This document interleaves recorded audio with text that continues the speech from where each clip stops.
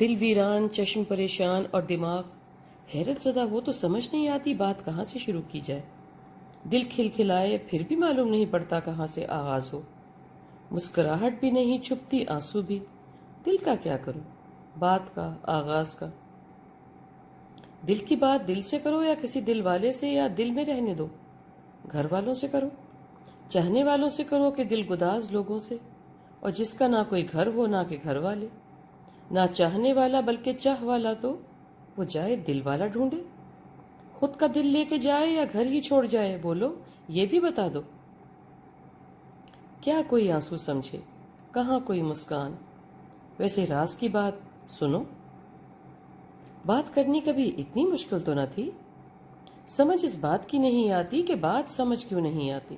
بات کرنے والے کو، سنانے والے کو، سننے والے کو سمجھ کا تو فقدان ہے گویا۔ گڈریے ریوڑ لیے چھپتے پھر رہے ہیں، سر دھن رہے ہیں۔ جنت کا بھی کوئی قانون ہوا کرتا تھا، سب بھیڑیے بنے بیٹھے ہیں۔ سانس آہستہ لو، کوئی سن نہ لے۔ دانت تیز ہیں اور کان سوراخ سے بند، غزال سی آنکھیں دلوں پہ تالے، صرف میرے لبوں پہ نالے۔